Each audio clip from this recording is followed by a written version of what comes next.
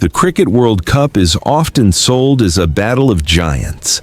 Before every tournament, discussions revolve around favorites, squad depth, historical dominance, and winning probabilities. Experts analyze numbers, fans argue on social media, and predictions flood the internet. Yet when the World Cup actually begins, history repeatedly proves one uncomfortable truth. Cricket does not follow scripts. Minnow upsets are not side stories in the Cricket World Cup. They are the moments that define its character. They are the reason this tournament remains unpredictable, emotional, and globally relevant, even after decades of professionalization. From the very early editions of the World Cup, unexpected results have existed. In 1975 and 1979, teams like Sri Lanka, then not a full ICC member, showed signs of competitive intent. By the 1979 World Cup, Sri Lanka defeated India, a result that signaled the future expansion of world cricket. That single victory played a role in Sri Lanka receiving Test status soon after. The 2007 World Cup marked a turning point in how seriously associate teams were taken. Ireland's victory over Pakistan was one of the biggest shocks in World Cup history. A slow delivery from Azam Mahmood, and it has sailed out of the ground. A big one. That result reshaped discussions, standards, and expectations. The same tournament delivered another reminder. Bangladesh defeated India. Yes, hands in the air, it's gone through. A favorite eliminated early.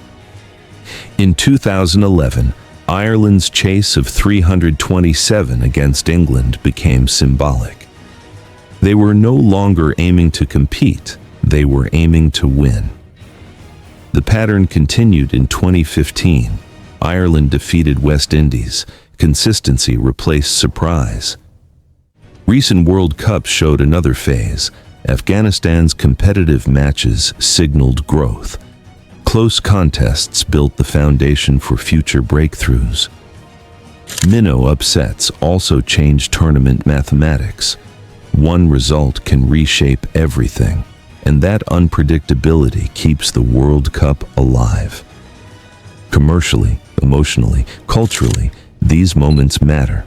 They inspire nations, they create belief, they change cricket forever. Without minnow upsets, the Cricket World Cup would lose its soul. And that is why, in every Cricket World Cup, no team is ever truly small. This early example showed that World Cup performances could alter a nation's cricketing destiny. As the tournament evolved, the gap between established teams and emerging nations appeared wide on paper. However, World Cup conditions created a unique environment: neutral venues, unfamiliar pitches, and the pressure of global broadcasting placed all teams under the same microscope. This is where reputations began to weaken. Zimbabwe's win over England was not dismissed as luck. It was recognized as tactical awareness and adaptability. That result contributed to Zimbabwe's growing credibility in international cricket throughout the 1990s.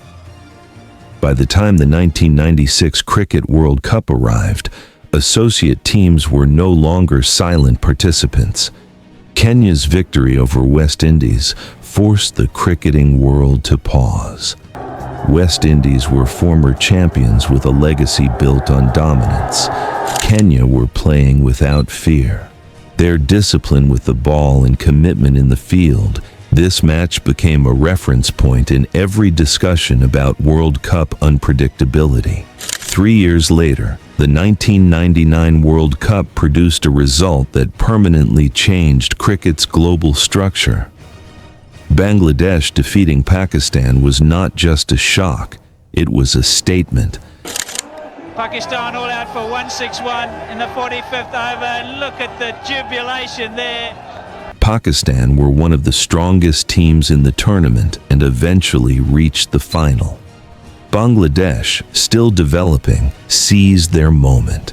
That victory accelerated Bangladesh's journey to test status. It demonstrated that the World Cup is not just a competition, it is an audition for global recognition. The early 2000s further cemented the importance of minnow upsets. The 2003 World Cup remains one of the most extraordinary tournaments in cricket history. Kenya's journey to the semi-finals was unprecedented. Over here in Nairobi, the Kenyans have beaten the Sri Lankans. Maurice Odumbe getting the last wicket to fall. This was not a one-day miracle. It was sustained tournament management. The campaign forced administrators to rethink development pathways and qualification fairness. And the lesson was clear.